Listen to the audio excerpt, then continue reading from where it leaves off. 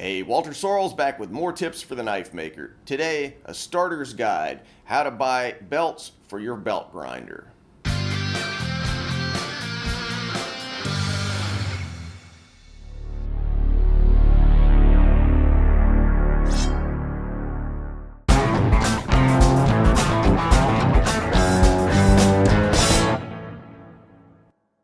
So the belt grinder is a key tool for knife makers. When you buy your belt grinder, it can really be bewildering figuring out how to stock up on belts. You know, what kind of belts are out there? What are they for? How long will they last? What selection of belts should I buy?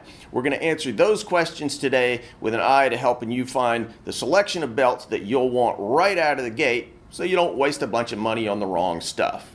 Now, the good news is that you can buy a pretty reasonable assortment to get started without going crazy on all kinds of different belts. So, today's video is designed to take the mystery out of belts and give you a guide for what belts to buy when you first get your belt grinder.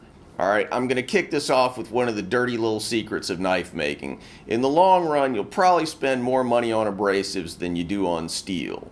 So what's that mean in practice? You just bought a belt grinder. Now, do you need to spend $1,000 more on belts, or can you just buy 3 or 4 belts and ride them for the next couple of years? Let's find out.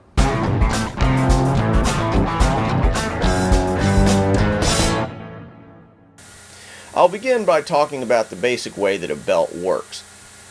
The basic belt is composed of a substrate material, the belt itself, often cloth, then some kind of bonding agent, basically glue, and an abrasive material. Abrasives are simply hard, granular materials coming in a wide variety of grain sizes, starting with grains the size of heavy sand and progressing all the way to grains that are as fine as flour. The larger the grit or the grain size, the smaller the number. In the US, we typically see grinding belts starting around 36 to 40 and progressing up to as high as 1,000. To complicate things, Japan and Europe use different numbering systems that are similar but not quite the same as the US.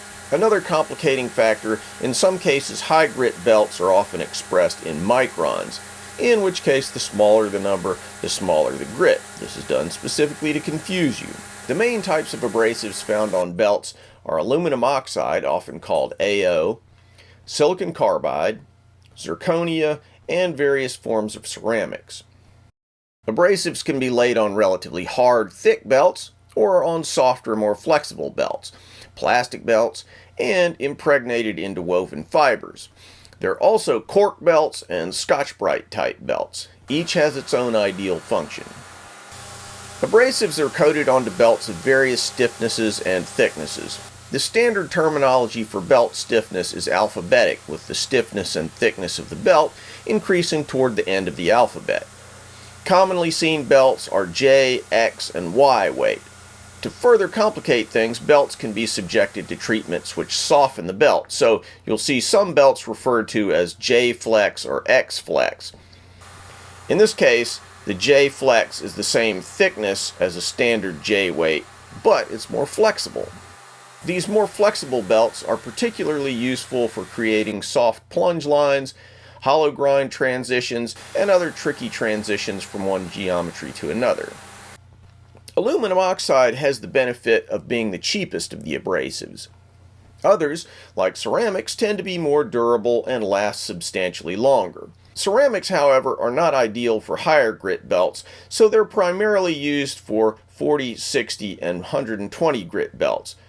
Zirconium is also longer lasting than aluminum oxide, but can be laid onto more flexible belts than ceramics. Silicon carbide is very hard and can be used to cut extremely hard materials like tungsten carbide. The basic process in all grinding is to start with a low grit belt, generally 36, 40, 60, somewhere in that range, and to do your rough grinding almost entirely with that belt. In other words, 90% of the metal you remove will be done with that one belt, your lowest grit belt. And what's that mean in practical terms? It means that most of your wear is going to be on your heaviest grit belts. So whatever grit you normally start with, you'll probably use way more of those belts than any of your higher grit belts. However, there's a complicating factor again, there always is.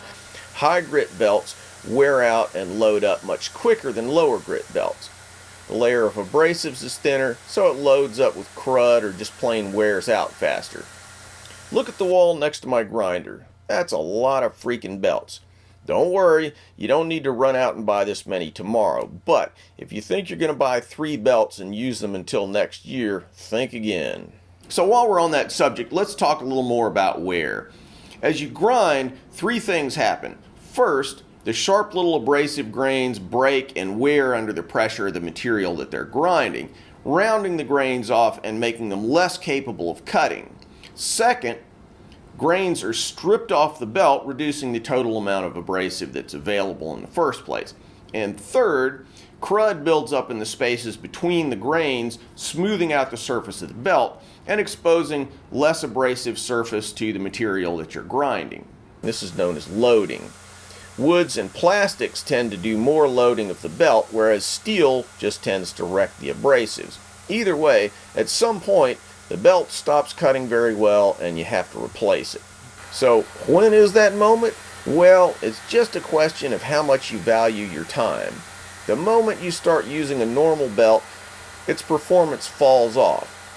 It takes more work, more time, more pressure to cut the same amount of material, and the finish will change slightly as the belt wears away.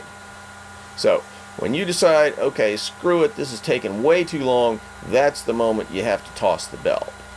And how long is that? Well, in my experience, you can make a couple of knives with a budget level 60 grit aluminum oxide belt before it's toast. On the other hand, a 40 grit ceramic belt might bust through 10, 15, maybe even more knives before it runs out of gas. Of course, it depends on the size of the knives, the type of steel, and so on. But that's a very rough guide. In other words, you probably get 5 to 10 times as much use out of a ceramic belt than out of aluminum oxide. On the other hand, they cost 3 times as much. So the math still works out in favor of ceramic, but just recognize that you'll have to spend a bunch more up front to get those ceramic belts. So you should buy nothing but ceramic, right? Well, not so fast. First, ceramic is generally backed by very hard backing. That's not necessarily ideal for higher level finishes, and it's not ideal for smooth radiused plunge lines, and it's simply not available in high grit finishes. So once you get above 120, you're done with ceramics whether you like it or not. Let me jump in here to mention that today's video is sponsored by Combat Abrasives. They're a family-owned American manufacturer offering a wide selection of belts. Now, I've used many of their belts, including ceramic, aluminum oxide, and zirconium. The prices are good, and their focus is specifically on the knife making community. Their basic aluminum oxide belts come in at a good price point and last a lot longer than some of the inexpensive belts that I've used in the past. Another thing that I've really been excited about is their ceramic belts for roughing in the 40, 60, and 120 grit range. Their performance is very competitive with the big manufacturers at about half the price. So check out their online shop by clicking the link in the description. One other wrinkle, there's another type of belt known as structured abrasives. Now the point of structured abrasives is not the type of abrasive, they're typically aluminum oxide, but not necessarily. In a structured abrasive, they're made with little piles of abrasive that wear down, exposing more abrasives, or with impregnated material. Either way, structured abrasives don't wear out the way normal belts do. They just keep on trucking until suddenly they stop working entirely. So they last quite a long time and give you the same predictable finish all the way through. Well, thanks a bunch, Walter. You could have mentioned that before, right? Obviously, I should just buy structured abrasives. No. Structured abrasives don't cut really hard, so they're no good for roughing, but they're great for certain types of finishing operations. They also don't bounce at the joints, so they can be well controlled to give you neat, clean grind lines. Now look, there are more kinds of abrasives than I just mentioned here, but there's no reason to go too nuts if you're just getting started. We've already gone pretty deep into the weeds, so let's stop here before we get stuck.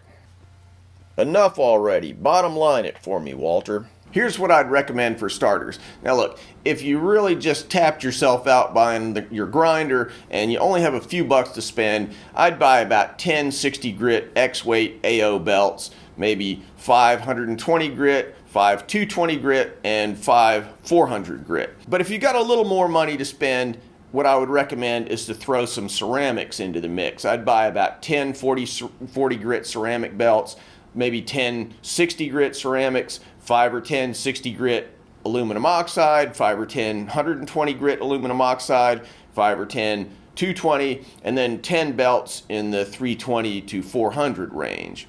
Now, in the higher grit ranges, things get a little more complicated. Personally, I recommend buying both the harder and more flexible belts like the J-Weight and J-Flex belts that I mentioned earlier. Now, why both? Because you're really going to want to experiment with different approaches to finishing. Different belts yield different finishes. Everybody's got different things that they're doing, and so you want to optimize for the kind of knife making that you're doing. Now look, if you're buying a $3,000 belt grinder, it's reasonable to budget several $100 for belts. That being the case, in addition to the belts I mentioned earlier, I'd recommend experimenting with some zirconia belts in the 120 grit range. I'd also recommend picking up some structured abrasives such as 3M Trizac or Gator Grit belts. These are available in fairly high grits and can help bring a lot of shine to a knife. Just buy 1 or 2 of each grit, say 160 microns, 65 microns, 16 microns, somewhere in that range. They last an amazingly long time if you don't push them too hard.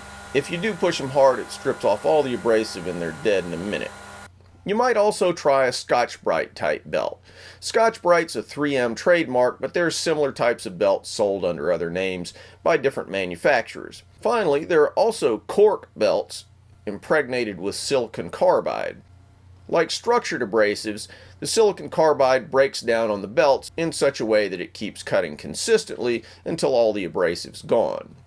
You may notice I haven't mentioned straight silicon carbide. If you're polishing glass or stone, you'll want silicon carbide. It's often recommended for titanium too, but for steel there are other better choices. Another general buying hint, there's often a decent little price break when you buy in quantities of 10, so if you're planning on pumping out a lot of knives, 10 packs will save you money. Finding the right belts can really make a big difference to you in terms of your knife making. Every knife maker makes different kinds of knives, uses different equipment, has a different touch on the machine. Some folks use jigs, some don't. So you're going to find that some belts work for you that probably didn't work for me, and vice versa. So experiment as much as you can afford to.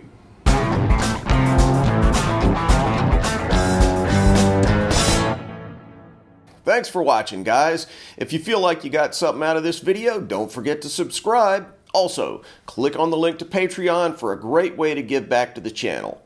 Plus, check me out on Instagram, Facebook, Twitter. Links in the description. If you want something sharp and pointy, maybe a gift for yourself or one of the cooler people in your life, check out my Tactics Armory website and pick up one of our tactical or outdoor knives. And finally, if you want to learn to make Hamones or Japanese swords, check out WalterSorrellsBlades.com, where you can find videos about how I make Hamones, as well as forging, mounting, polishing, and fittings for Japanese swords. Thanks, and see you soon.